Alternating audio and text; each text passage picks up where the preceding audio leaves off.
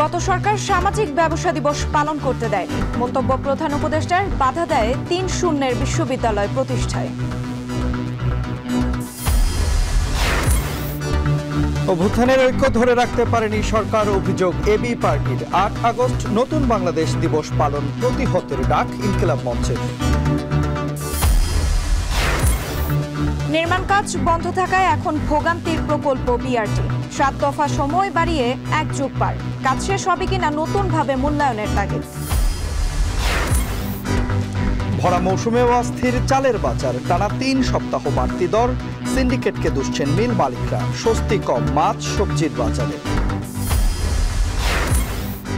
এবং যুদ্ধবিরতির পর স্বাভাবিক হচ্ছে তেহরানের জনজীবন। মার্কিন হামলার আগে তেহরানের ইউরেনিয়াম সরিয়ে নেয়ার প্রমাণ মেলেনি।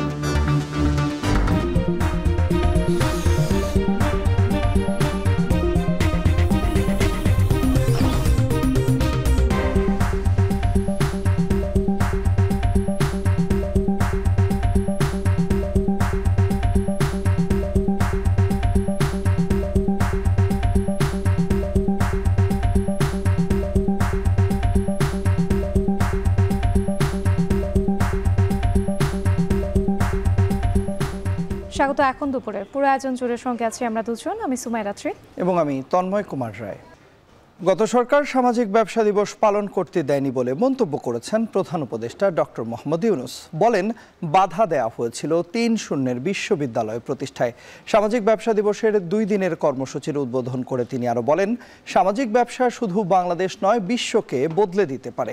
স্বাস্থ্যসেবা নিশ্চিতে সামাজিক ব্যবসা একমাত্র উপায় বলেও মন্তব্য করেন প্রধান উপদেষ্টা। বিস্তারিত জানাচ্ছেন হাসিব বিল্লাহ।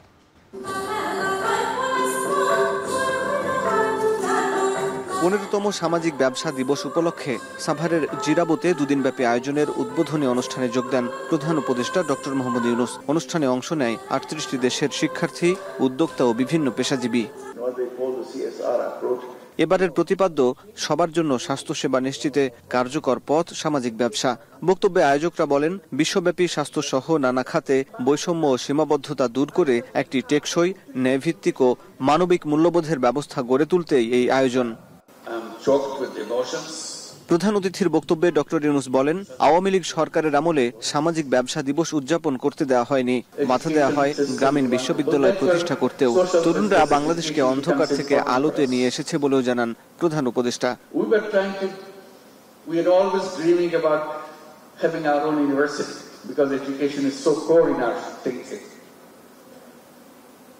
Government will not allow us to set up a university. Young people came out. They said enough is enough. Get out. They gave their life. In a very short period, few days. They moved the country from the extreme darkness to the bright light. And that's a young people. বর্তমান বিশ্ব স্বার্থপরতার মধ্য দিয়ে গড়ে উঠছে জানিয়ে doctor Yunus বলেন, মানুষ ভুল পথে চলছে, যা শেষ হবে ধ্বংসের মধ্য দিয়ে। তবে সামাজিক ব্যবসা বিশ্বকে বদলে দিতে পারে বলে জানান শান্তিতে নোবেল বিজয়ী doctor Yunus. And the message is very simple one that we have been repeating again and again. Message is we are on the wrong path. If you keep on pursuing this path, all we end up with massive disaster. You cannot leave it to business to make money. Then healthcare stays out. People are left out. Nobody can solve that problem. If you leave it to charity, you cannot solve it. Only solution is social business solution. Yes, there will be business solution. Yes, there will be donation solutions. But the robust path is the social business solution. That's where the whole fundamental issue there. চাকরি নির্ভর পড়াশোনার পরিবর্তে উদ্যোক্তা হবার আহ্বান জানিয়ে প্রধান উপদেষ্টা বলেন, নিজেদের প্রয়োজনেই নতুন বিশ্ব গড়ে তুলতে হবে। হাসিব বিল্লাহ, এখন ঢাকা। অন্তর্বর্তী সরকারের প্রধান ব্যর্থতা হচ্ছে এই সরকার কোনো কর্তৃত্ব দেখাতে পারেনি। সকালে রাজধানীর বিজয়নগরে দলটির কেন্দ্রীয় কার্যালয়ে সংবাদ সম্মেলনে এমন মন্তব্য করেন দলের চেয়ারম্যান মুজিবুর রহমান মঞ্জু। এ সময় জুলাই অভ্যুত্থানের ১ বছর পূর্তিতে ৩৬ দিনের কর্মসূচি ঘোষণা করে এবি পার্টি। গণ অভ্যুত্থানের আকাঙ্ক্ষা পূরণে সবাইকে ঐক্যবদ্ধ থাকার আহ্বান জানান মুজিবুর রহমান মঞ্জু। রাজনৈতিক সচেতন বা যারা রাজনীতি সম্পর্কে ভাবতেন না সেরকম মানুষরাও 4 তারিখ 5 তারিখ 4 তারিখ শহীদ মিনারে, 3 তারিখ শহীদ মিনারে, শাহবাগে এবং 5 তারিখ রাজপথে নেমে এসেছেন সারা বাংলাদেশে। এটা শুধু ঢাকা কেন্দ্রিক আন্দোলন ছিল না। এত বড় গণ অভ্যুত্থান, এত রক্তস্রোত, এত প্রাণ বিসর্জন, এত দিনের ধারাবাহিক এই আন্দোলনের যে চূড়ান্ত ফল, এই ফলের পরে শুধু একটা নির্বাচন দিয়ে ক্ষমতা হস্তান্তর হবে, এটা কি আমাদের প্রত্যাশা বা এটা কি কেউ কামনা করেছিল? আমরা সবসময় বলি যে নির্বাচনের মাধ্যমে এই সরকার পরিবর্তন হয় নাই, শুধু একটা নির্বাচন হবে এটাই প্রত্যাশা না। অবশ্যই নির্বাচন হতে হবে, অবশ্যই নির্বাচনের মাধ্যমে একটা সরকার নতুন করে দায়িত্ব গ্রহণ করবে, কিন্তু তার আগে যে গণ অভ্যুত্থান হয়েছে, যে সংগ্রাম হয়েছে, লড়াই হয়েছে, সেই গণ অভ্যুত্থানের প্রত্যাশা আমাদেরকে পূরণ করতে হবে। 8 আগস্ট সরকার নতুন বাংলাদেশ দিবস পালন করলে বেহাত বিপ্লব দিবস পালনের ঘোষণা দিয়েছে ইনকিলাব মঞ্চ। সকালে সমসাময়িক ইস্যুতে সংবাদ সম্মেলনে সংগঠনটির মুখপাত্র শরীফ ওসমান বিন হাদি বলেন, সরকার 30 কার্যদিবসের মধ্যে জুলাই সনদ দিতে ব্যর্থ হয়েছে। জুলাইয়ের 1 তারিখের মধ্যে এই সনদের দাবিতে লাল মার্চ ঘোষণা দেয় ইনকিলাব মঞ্চ। 36শে জুলাইয়ের পরে মানে 5ই আগস্টের পরে আর কোনো দিবস থাকবে না। আর যদি রাষ্ট্র নতুন বাংলাদেশ দিবস কর্মসূচি পালন করে তাহলে প্রত্যেকটা ডিসি অফিস, ইউনো অফিস এবং বাংলাদেশে আমরা সচিবালয়ের সামনে গিয়া কালো পতাকা নিয়ে বিপ্লব বেহাত দিবস পালন করব। নিজেদের ফায়দা আদায় ইনকাম ট্যাক্সে বিএনপির নাম ভাঙিয়ে একটি সুবিধাভোগী চক্র আন্দোলন করছে বলে অভিযোগ করেছেন বিএনপির জ্যেষ্ঠ যুগ্ম মহাসচিব অ্যাডভোকেট রুহুল কবির রিজভী। সকালে নয়াপল্টনে ঢাকা মহানগর বাংলাদেশ পূজা উদযাপন ফ্রন্ট আয়োজিত রথযাত্রা উপলক্ষে আলোচনা সভায় এই মন্তব্য করেন তিনি। বিএনপি নামে যারা অপকর্ম করছে তাদের বিষয়ে নেতাকর্মীদের সতর্ক থাকার আহ্বান জানিয়ে তিনি বলেন, রক্ত ও সংগ্রামের মধ্যে দিয়ে যে সুযোগ সৃষ্টি হয়েছে তাতে সামনের দিনে ভালো রাজনৈতিক পরিবেশ তৈরি হবে, সত্যিকারের গণতন্ত্র প্রতিষ্ঠিত হবে। তিনি আরও বলেন, সাবেক প্রধান নির্বাচন কমিশনার হাবিবুল আউয়ালের কথাতে স্পষ্ট হয়েছে হাসিনার আমলে সব নির্বাচন অবৈধভাবে অনুষ্ঠিত হয়েছিল। সংস্কার করে যৌক্তিক সময়ে সরকার নির্বাচন দিবেন বলে প্রত্যাশা ব্যক্ত করেন রিজভী। শেখ হাসিনার নেতৃত্বে যেটি ছিল সেটি অবৈধ পার্লামেন্ট, অবৈধ সংসদ সদস্য, অবৈধ প্রধানমন্ত্রী, অবৈধ রাষ্ট্রপতি এবং তাদের হাত দিয়ে যারা নিয়োগ পেয়েছিলেন, সচিব বলুন আর বিভিন্ন কর্পোরেশনের কর্মকর্তারা বলুন, তারা প্রত্যেকেই অবৈধ এবং তাদের নিয়োগকৃত বিচারকরাও অবৈধ ছিলেন এবং তাদের দেওয়া রায়গুলোও ছিল অবৈধ। তাহলে আমরা একটা অবৈধ দুঃশাসন এবং আইনের মধ্যে আমাদের জীবনযাপন করতে হয়েছে। প্রশাসনের ফিটনেস ও নিরপেক্ষতা প্রমাণে জাতীয় নির্বাচনের আগে সিটি কর্পোরেশন নির্বাচন, উপজেলা বা পৌরসভা নির্বাচন হওয়া উচিত বলে মন্তব্য করেছেন গণ অধিকার পরিষদের সভাপতি নুরুল হক নূর। শুক্রবার দুপুরে রাজধানীর ডিপ্লোমা ইঞ্জিনিয়ার্স ইনস্টিটিউটে দলের বিশেষ বর্ধিত সভায় এ কথা বলেন তিনি। একই সঙ্গে বলেন, বিগত সরকারের মতো এই সরকারও দিনের ভোট রাতে করে কিনা স্থানীয় সরকার নির্বাচন হলে তারও প্রমাণ পাওয়া যাবে। একটি বিশেষ দল আগামীতে ক্ষমতায় আসছে ভেবে সরকার ও প্রশাসন তাদের দিকে ঝুঁকে পড়েছে বলে মন্তব্য করে তিনি বলেন, পদবীর আশায় তারা আগে ভাগেই সেই দলের তোষামোদি শুরু করে দিয়েছে।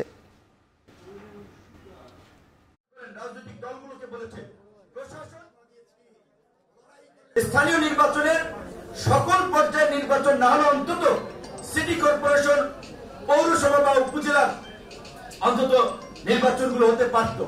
সরকার বিবেচনা করছে, আমরা দাবি জানাই স্থানীয় নির্বাচনের অন্তত 2-1টি ধাপের নির্বাচন সরকারকে করে প্রশাসনের ফিটনেস পরীক্ষা করতে হবে। আগামীর রাজনীতি ফ্যাসিবাদ জন্ম না দিয়ে যেন জনপ্রত্যাশা পূরণ করে, সেই প্রত্যাশার কথা জানিয়েছেন জামায়াতের আমির ডাক্তার শফিকুর রহমান। সকালে মৌলভীবাজার জেলা জামায়াতের সাবেক আমিরের পরিবারের সাথে সৌজন্য সাক্ষাৎ শেষে একথা বলেন তিনি। জানান, রাজনৈতিক দলগুলো ভবিষ্যতেও যেন দেশ ও জাতির স্বার্থে কাজ করে।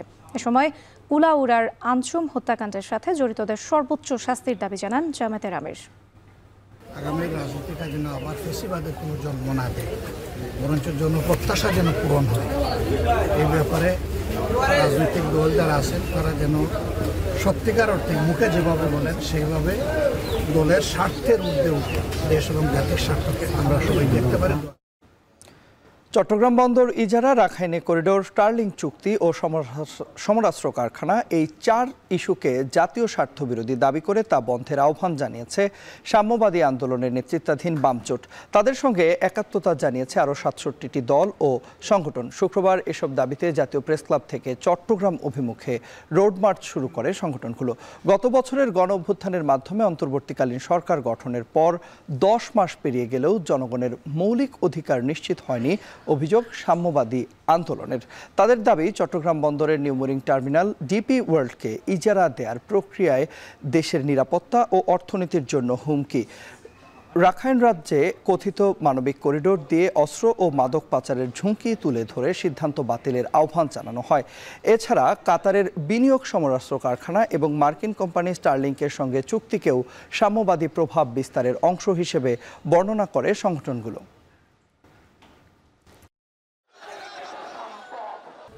গাজীপুর থেকে বিমানবন্দর এলাকার বাসিন্দাদের গলার কাটা হয়ে ওঠা বিআরটি প্রকল্পের মেয়াদ শেষ। 1 যুগের বেশি সময় পার হলেও শেষ হয়নি কাজ।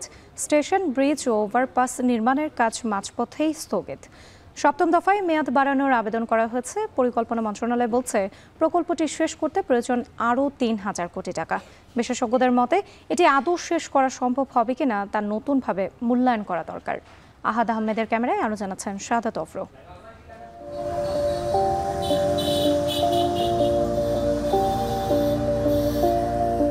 গাজীপুর থেকে বিমানবন্দর পর্যন্ত 20 কিলোমিটার দীর্ঘ বিআরটি প্রকল্প 2024 সালের ডিসেম্বরে মেয়াদ শেষে অগ্রগতি প্রতিবেদনে দেখানো হয় 97.47% কাজ শেষ হয়েছে।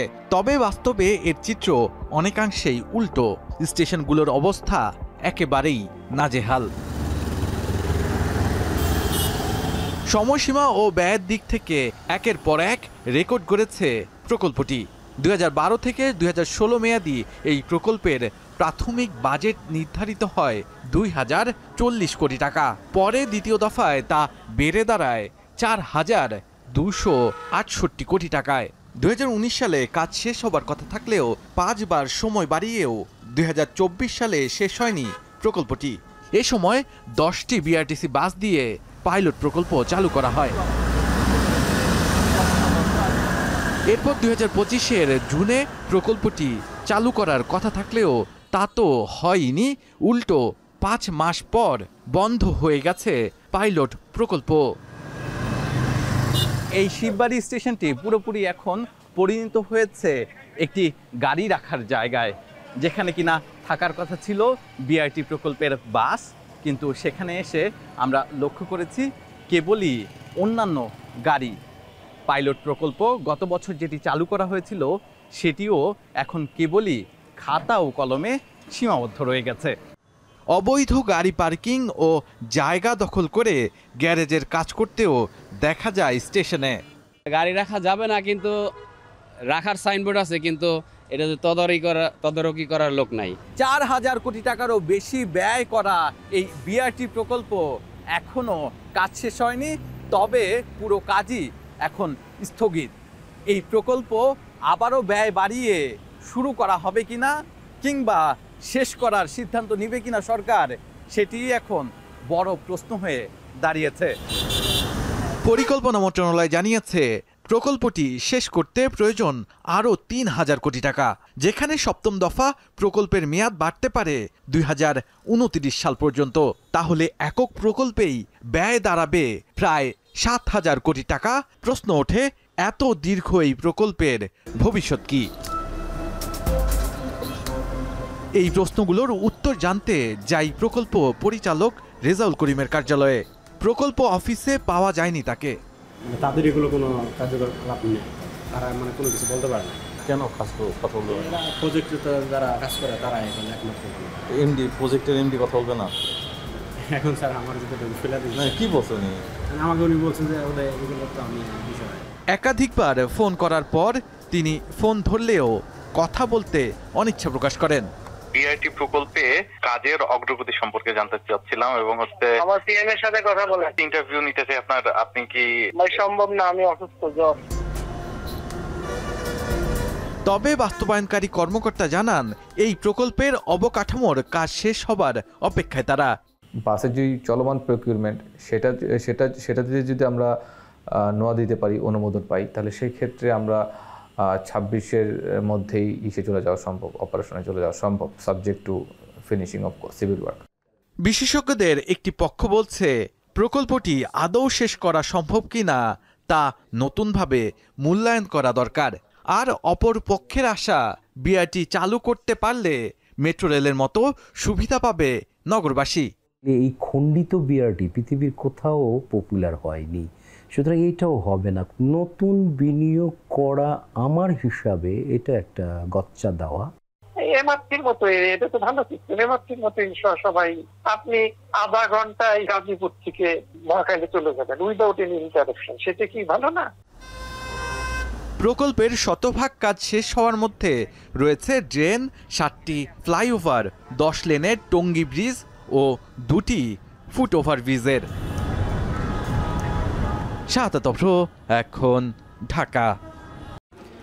দফায় দফায় কাজের মেয়াদ বাড়িয়েও শেষ হয়নি সিলেটের গোয়াইনঘাট সালুটিকর রাস্তার মেরামত কাজ। গত 3 বছরে 10 কিলোমিটার রাস্তার মেরামত কাজ হয়েছে মাত্র 50%। ফলে ভোগান্তির শেষ নেই পর্যটন এলাকার গোয়াইনঘাটের 4 লাখ মানুষের। অভিযোগ রয়েছে সংশ্লিষ্ট ঠিকাদারি প্রতিষ্ঠান এবং প্রকৌশল বিভাগের গাফিলতির কারণেই এমন দুরবস্থার সৃষ্টি হয়েছে। এর সত্যতাও মিলেছে দুদকের অভিযানে। গুলজার আহমেদের প্রতিবেদন, ছবি তুলেছেন সেলিম মিয়া। সিলেটের শালুটিকর গোয়াইনঘাট সড়ক দীর্ঘদিন সংস্কার না হওয়ায় খানাখন্দ আর ভাঙাচোরা রাস্তা যেন দুর্ঘটনার ফাঁদে পরিণত হয়েছে। সড়কে চলাচলকারী বাসিন্দারা বলছেন, চলাচল অনুপযোগী এমন সড়কে ভোগান্তির শেষ নেই। গাড়ি লইয়া চলাফেরা খুবই কষ্ট হয়, পানি জমি যায়, গাড়ি নষ্ট হয়, উঠা যায় না, যাত্রীরও কষ্ট এবং গাড়ি ঘোড়ার অবস্থা বেশ ভালো থাকে না। যে কাজ করে ও কাজ আমরা ভাঙিয়ে যাই, তো আমরা অভিযোগ করলে তো আমরা কেউ পাই না। এমন বাস্তবতায় 2024 সালে 2টি প্যাকেজে 10 কিলোমিটার সড়কের সংস্কার ও নির্মাণ কাজ শুরু করে ঢালি ও দেলোয়ার হোসেন কনস্ট্রাকশন। তবে 2.5 বছরে কাজ শেষ হয়েছে মাত্র 50%। কাজ শুরুর কয়েক মাসের মধ্যেই সড়কে ভাঙন শুরু হয় নতুন করে। স্থানীয়রা বলছেন, নিম্নমানের সামগ্রী ব্যবহার ও তদারকি না করায় এমন অবস্থা তৈরি হয়েছে। আতঙ্কের মধ্যে আছে যে কন্ট্রাক্টর কাজ শেষ করার পরে যে রডগুলো বাইর হবে, তখন আমরা গাড়ি নিয়ে আসল মুখিরা 2 দিন কাজ করে 2 মাস কাজ বন্ধ থাকে, এরকম চলতেছে এখন।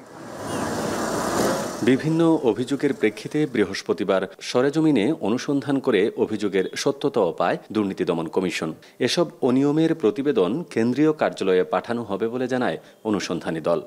1.5 কিলোমিটার জায়গা এস্টিমেটই করা হয়নি, এই ভোগান্তি এই এলাকার জনগণকে ভুগতে হবে। কাজের যে মান সেটাতে গাফিলতি আছে এবং অনিয়ম কিছুটা হয়েছে মর্মে আমাদের কাছে প্রতীয়মান হয়েছে। আমরা কমিশনকে এই বিষয়ে জানাবো। ঠিকাদারি প্রতিষ্ঠানের অজুহাত, বন্যার কারণে কাজ শেষ করতে দেরি হচ্ছে। তবে স্থানীয় সরকার বিভাগের কর্মকর্তারা বলছেন, ঠিকাদারি প্রতিষ্ঠানের বিরুদ্ধে ব্যবস্থা নেওয়ার কথা। দৃষ্টিগোচরে আসছে, আমাদের কর্তৃপক্ষ জানাইছে, আমরা এটা সংশোধন করে দেবো যতটুকু ত্রুটি বিচ্যুতি আছে, এবং কাজটা আমরা দ্রুত সময়ের মধ্যে উঠানোর চেষ্টা করব। কিন্তু বন্যা এই এলাকায় বেশি, এটির জন্যই আমাদের কাজটা দেরি হচ্ছে। গভর্নমেন্টের নিয়ম অনুযায়ী তোমাকে আমরা জরিমানা করবে এবং তোমার কাজ লাইসেন্স দিবার হবে মিনিমাম 2 ইয়ার্স। এই চিঠিও আমরা ঠিকাদারকে দিয়ে দিছি, একেবারে লিখিত দিছি, এবং কাজের ধীরগতির জন্য অনেকবার চিঠি দেওয়া আছে। ভঙ্গুর রাস্তার কারণে ক্ষতিগ্রস্ত হচ্ছে পর্যটন খাত, যার নেতিবাচক প্রভাব পড়েছে অর্থনীতিতেও। গুলজার আহমেদ, এখন গোয়াইনঘাট, সিলেট। গত কয়েক সপ্তাহ ধরে বাড়তি চালের বাজার। ভরা মৌসুমেও বেশি দামেই চাল কিনছেন ক্রেতারা। বিক্রেতারা বলছেন, দাম বাড়ার পেছনে রয়েছে বড় মজুতদাররা। তদারকি বাড়ানোর দাবি জানিয়ে ক্রেতারা বলছেন, ব্যবস্থা না নিলে সামনে আরও বাড়বে চালের দাম। সাপ্তাহিক ছুটির দিনে রাজধানীর চালের বাজার ঘুরে আরও জানাচ্ছেন মাছের ইমন। আব্দুল আওয়াল তালুকদার 2 যুগেরও বেশি সময় ধরে করছেন চাল বিক্রি। চড়াই উতরাই পেরিয়ে নানা অভিজ্ঞতা নেয়া এই চাল ব্যবসায়ী বলছেন, বাজারের অস্থিরতার পেছনে আছে অবৈধ মজুত। প্রতিটা চালের দামে মনে করেন কেজিতে 3-4 টাকা করে বাড়ছে, আর মিনিকেটটা বাড়ছে মনে করেন 7 থেকে 8 টাকা। এটা আসলে মেলাদের সিন্ডিকেট এবং তাদের কৃত্রিম সংকট দেখায়। তারা আসলে এই মনে করেন 1 সপ্তাহের মধ্যে মনে করেন বক্তা দেখে কোটি কোটি টাকা হাতিয়ে নিয়ে গেছে। শুক্রবার রাজধানীর কারওয়ান বাজার সহ আরও বাজার ঘুরে দেখা যায়, ঈদের পর থেকেই গত 3 সপ্তাহ ধরে বাড়তি চালের দর। পাইকারি পর্যায়ে মানভেদে ঈদুল আজহার আগে ৭০ থেকে ৭২ টাকায় বিক্রি হওয়া মিনিকেট এখন ৭৮ থেকে ৮০ টাকা, ৫৩ থেকে ৫৪ টাকার আটাশ চাল ৫৬ থেকে ৬০ টাকা, আর নাজিরশাল ৭৫ থেকে ৭৮ টাকা থেকে বেড়ে বিক্রি হচ্ছে ৭৮ থেকে ৮২ টাকা পর্যন্ত। পাইকারি মূল্যের চেয়ে ২ থেকে ৫ টাকা বাড়তিতে বিক্রি হচ্ছে খুচরা বাজারে। ঈদের আগে ধানের দাম কম থাকার সুবাদে বড় বড় কোম্পানিগুলো মাত্রাতিরিক্ত চাল মজুত করেছে অভিযোগ করে বিক্রেতারা বলছেন, চাল বাজারের এই অস্থিরতার কারিগর সিন্ডিকেট চক্র। ৫টা কোম্পানি আছে, কোম্পানিকে দেওয়ার দরকার আছে। তারা তো হলো যে কি বলে মোটর ব্যবসায়ী, তেলের ব্যবসায়ী, তেলের সিন্ডিকেট করে, আটা সিন্ডিকেট করে, চিনি সিন্ডিকেট করে, এরা আবার চাউলের ব্যবসায় আসছে। ওরা এখানে এসে সিন্ডিকেটটা করে দামটা বাড়ছে, আর কিছু না। ভরা মৌসুমেই চালের দাম বৃদ্ধি হওয়ায় দুশ্চিন্তার কথা জানিয়ে ক্রেতারা বলছেন, কার্যকরী তদারকি ও অপরাধীদের দৃষ্টান্তমূলক শাস্তি নিশ্চিত না হলে সামনে আরও বাড়বে চালের দাম। হঠাৎ করে ৯ টাকা ১০ টাকা কিভাবে বাড়া মিনিকেট চালের দাম? বাড়তে পারে ১-২ টাকা, আরামসে বাড়াও। সিজন টাইমে দাম বেশি, সামনে হয়তোবা সিজনের টাইম শেষ হলে আরও দাম বেশি তো হবে মনে হচ্ছে, সেখানে তো দেখা যায় আমাদের জন্য খুব সমস্যা। কিছু কিছু ক্ষেত্রে সিন্ডিকেট ভেঙেছে, আরও সিন্ডিকেট ভাঙা প্রয়োজন এবং খুব কঠিনভাবে সেটা ভাঙা প্রয়োজন, এবং সেটা হচ্ছে যে আপনারা ধরেন এগুলা শাস্তির আওতায় আনা উচিত। গত মে মাসের শুরুতে বাজারে বোরো ধানের চাল আসার পর কমতে দেখা গিয়েছিল চালের দাম।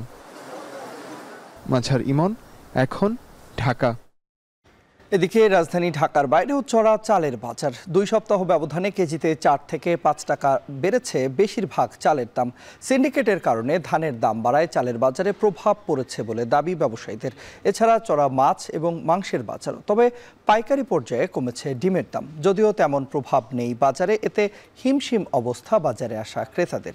সহকর্মীদের পাঠানো তথ্য ছবিতে দেখুন বিস্তারিত। সাপ্তাহিক ছুটির দিনে চট্টগ্রামের কর্ণফুলী বাজারে বেড়েছে ক্রেতার ভিড়, তবে চড়া বাজারে হিমশিম অবস্থা ক্রেতার।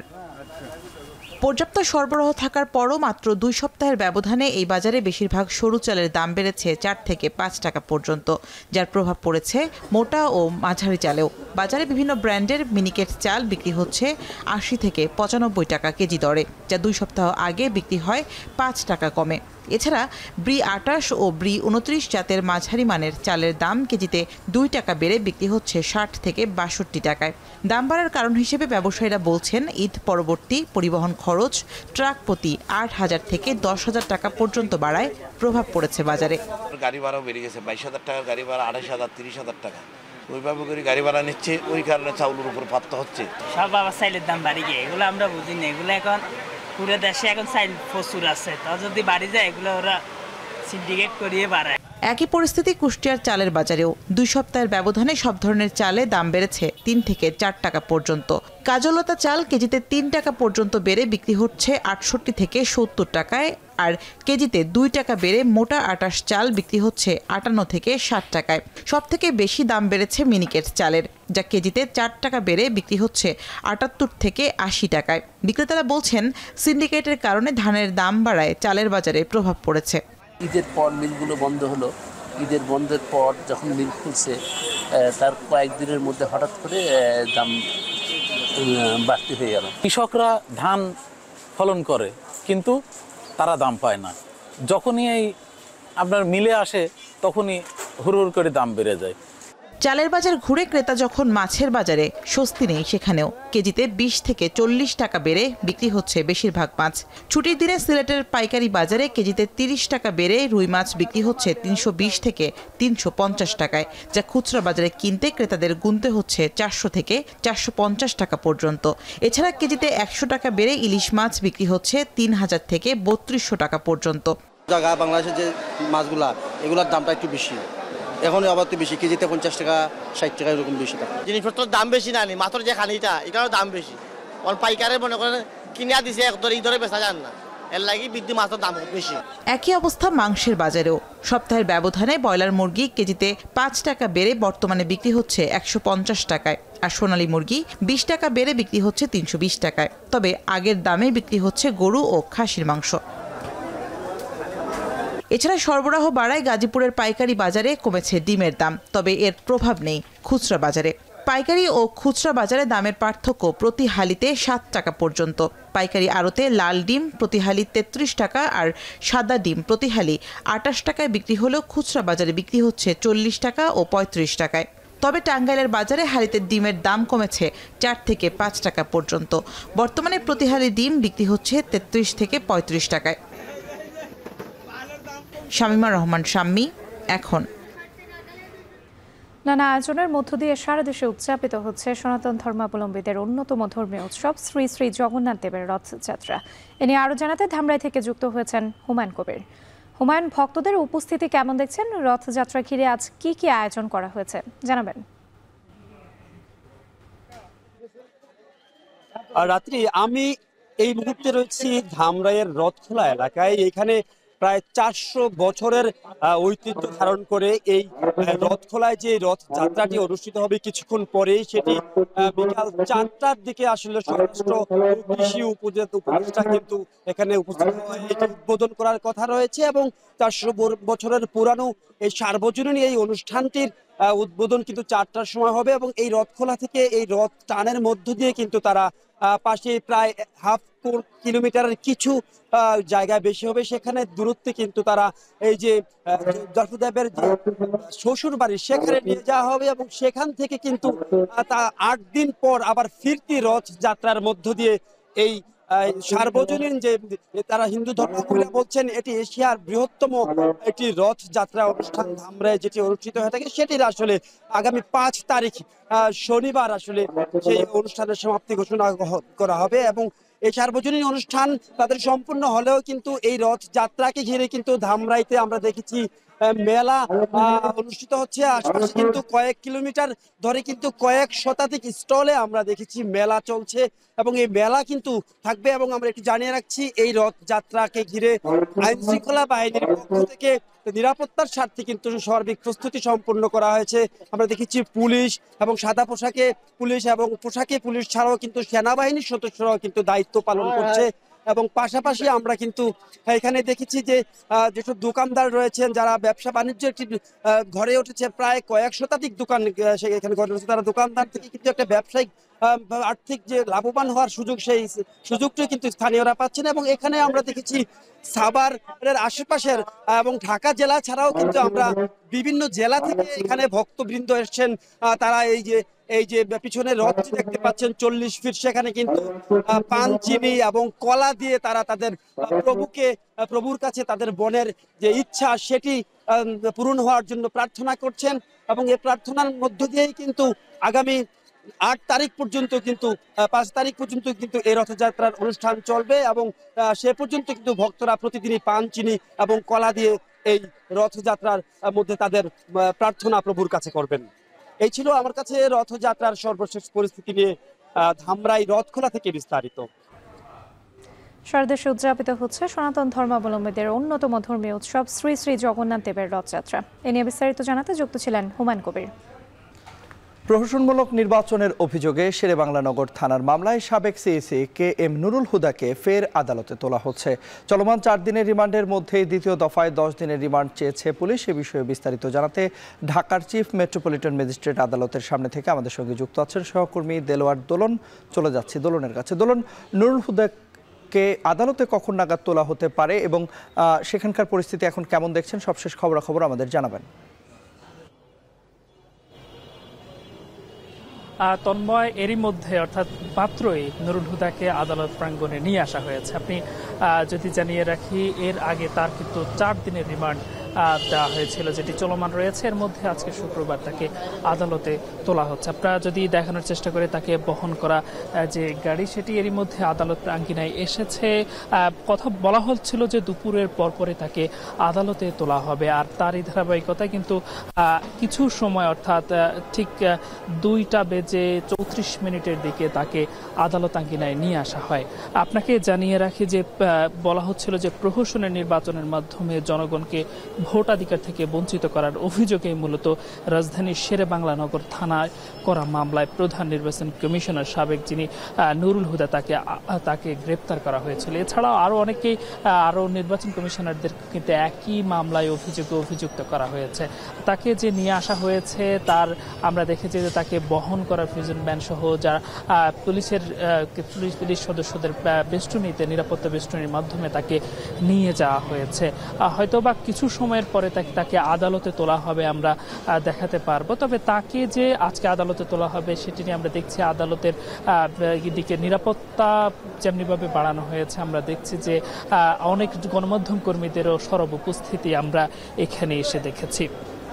আর আজকে শুক্রবার হওয়ার পরেও কিন্তু মামলার গুরুত্ব বিবেচনায় মূলত তাকে নিয়ে আসা হয়েছে। আপনাকে আরও জানাতে চাই যে নুরুল হুদা 2017 সালে 15 ফেব্রুয়ারি থেকে 2012 সালে 14 ফেব্রুয়ারি পর্যন্ত সিএসি ছিলেন। তার নেতৃত্বে থাকা কমিশনের নেতৃত্বে অর্থাৎ অধীনে 2018 সালের একাদশ জাতীয় সংসদ নির্বাচন অনুষ্ঠিত হয়েছিল।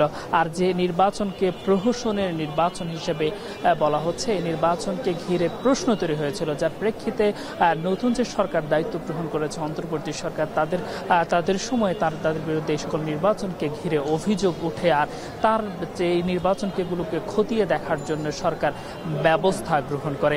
আর তার পরিপ্রেক্ষিতেই নুরুল হুদা সহ আরও অন্যান্য নির্বাচন কমিশনের বিরুদ্ধে মামলা হয়। আর তার প্রেক্ষিতে তাদেরকে গ্রেপ্তারের করার আমরা দেখেছি, একই সঙ্গে তাদেরকে আদালতেও তোলা হচ্ছে। তো সব মিলিয়ে এই ছিল আদালত আঙিনা থেকে নুরুল হুদাকে যে নিয়ে আসা হয়েছে তার সবশেষ তথ্য আমার কাছে। তন্ময়, ঢাকার চিফ মেট্রোপলিটন ম্যাজিস্ট্রেট আদালতের সামনে থেকে আমাদের সঙ্গে যুক্ত হয়েছিলেন সহকর্মী দেলোয়ার তোলন।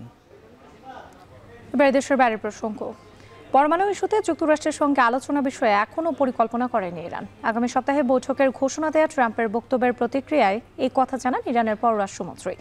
এদিকে ইরানের পারমাণবিক স্থাপনায় ক্ষয়ক্ষতির বিষয়ে ট্রাম্পকে বক্তব্যকে সঠিক প্রমাণ করতে উঠে পড়ে লেগেছে মার্কিন সিনেট সহ হোয়াইট হাউস ও পেন্টাগন। তাদের দাবি, মার্কিন হামলার আগে ইরান ইউরেনিয়াম সরিয়ে নেওয়ার কোনো প্রমাণ নেই। এদিকে যুদ্ধবিরতি কার্যকরের পর স্বাভাবিক হয়েছে তেহরানের জনজীবন। আর জানাচ্ছেন তানভীর জনি। গেল 21 জুন ইরানের গুরুত্বপূর্ণ 3টি পারমাণবিক স্থাপনায় B-2 স্টেলথ বোমারু বিমান দিয়ে হামলা চালায় যুক্তরাষ্ট্র, যা এই যাবৎকালে যুক্তরাষ্ট্রের সবচেয়ে বড় সামরিক অভিযান হিসেবে অভিহিত করা হচ্ছে। 30,000 পাউন্ড ওজনের 14টি বাংকার বাস্টার বোমা ফেলা হয় স্থাপনাগুলোতে। এই অভিযানে অংশ নেয় 125টিরও বেশি মার্কিন সামরিক বিমান। তবে এত ব্যয়বহুল ও বড় অভিযানের সফলতা নিয়ে উঠেছে নানা প্রশ্ন। খোদ ট্রাম্প প্রশাসনেই তা নিয়ে রীতিমতো বাকযুদ্ধ শুরু হয়েছে। মার্কিন হামলায় ইরানের পারমাণবিক স্থাপনা কী পরিমাণ ক্ষয়ক্ষতি হয়েছে তা এখনও স্পষ্ট নয়। এবার নিজেদের সঠিক প্রমাণ করতে বাংকার বাস্টার বোমার কার্যকারিতা নিয়ে একটি ভিডিও প্রকাশ করে মার্কিন প্রতিরক্ষা বিভাগ পেন্টাগন, যেখানে এই বোমার সক্ষমতা ও বাস্তব চিত্র তুলে ধরা হয়। মার্কিন প্রেসিডেন্ট ডোনাল্ড ট্রাম্প বেশ কয়েকবার জোর দিয়ে বলেছেন ইরানের পরমাণু স্থাপনা পুরোপুরি গুড়িয়ে দেওয়া হয়েছে। তবে মার্কিন গোয়েন্দা সংস্থার ফাঁস হওয়া তথ্য বলছে আদতে খুব একটা ক্ষতিগ্রস্ত হয়নি। এরপর থেকেই বিতর্ক যেন থামছেই না। এদিকে ট্রাম্পের বক্তব্যকে সঠিক প্রমাণ করতে উঠে পড়ে লেগেছে সিনেট সহ হোয়াইট হাউস ও পেন্টাগন। মার্কিন গোয়েন্দা সংস্থা সিআইএর পরিচালক জন র্যাটক্লিফ, প্রতিরক্ষা সচিব পিট হেগসেথ, পররাষ্ট্রমন্ত্রী মার্কো রুবিও এবং জয়েন্ট চিফ অব স্টাফের চেয়ারম্যান সহ সিনেটের শতাধিক সদস্য ইরানের উপর হামলার বিষয়ে আলোচনা করেন। তাদের মতে তেহরানের পারমাণবিক কর্মসূচিতে বড় আঘাত করা হয়েছে।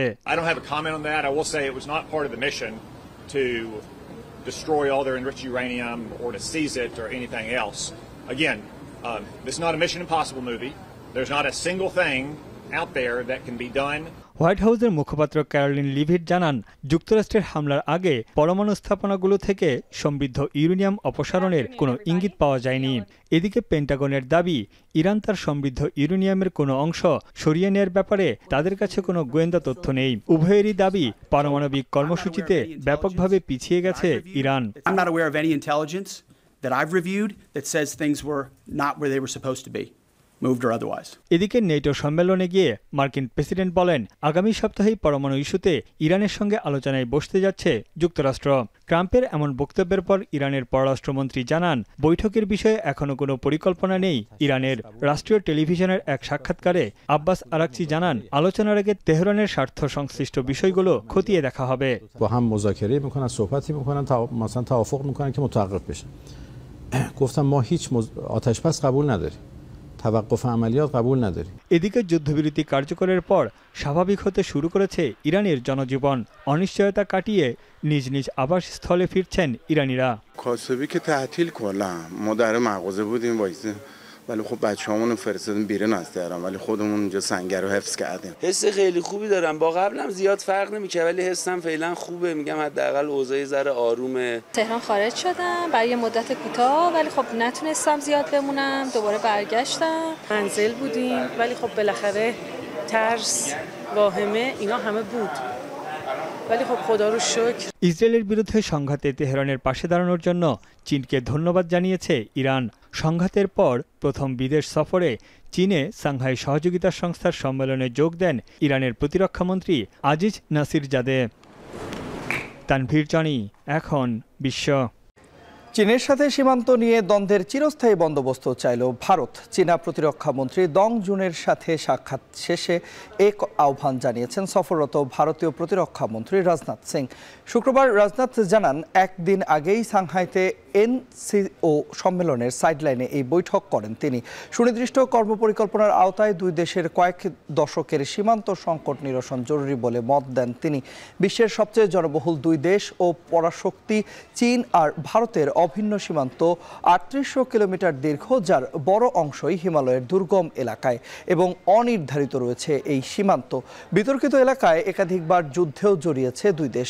অন্যদিকে গেল মাসে কাশ্মীর ইস্যুতে ভারত পাকিস্তান সংঘাতের পর বৃহস্পতিবার সাংহাইতে প্রথম মুখোমুখি হন দুই দেশের প্রতিরক্ষা মন্ত্রীরা। পাকিস্তানের প্রতিরক্ষা মন্ত্রী খাজা আসিফের উপস্থিতিতে সন্ত্রাসবাদের বিরুদ্ধে বার্তা দেন রাজনাথ।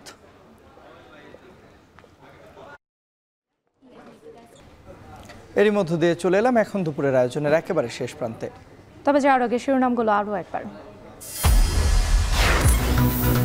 গত সরকার সামাজিক ব্যবসা দিবস পালন করতে দেয়নি, মন্তব্য প্রধান উপদেষ্টার। বাধা দেয় ৩-০ বিশ্ববিদ্যালয় প্রতিষ্ঠায়। বিএনপির নাম ভাঙিয়ে ইনকাম ট্যাক্সে অসাধু চক্রের আন্দোলন, মন্তব্য রিজভির। কর্তৃত্বহীনতাই সরকারের বড় ব্যর্থতা, অভিযোগ এবি পার্টি। নির্মাণ কাজ বন্ধ থাকায় এখন ভোগান্তির প্রকল্প বিআরটি। ৭ দফা সময় বাড়িয়ে ১ যুগ পায়। কাজ শেষ হবে কিনা নতুনভাবে মূল্যায়নের তাগিদ।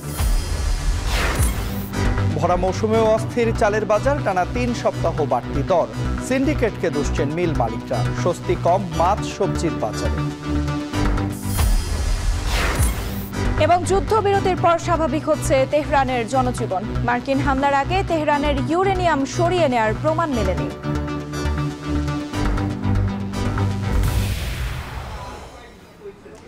এই ছিল এখন দুপুরের আয়োজনে। এখন টেলিভিশন ওয়েবসাইটে দেখতে ভিজিট করুন www.ekon.tv। ফেসবুকে দেখুন facebook.com/tv.ekon আর ইউটিউবে দেখুন youtube.com/ekhon tv।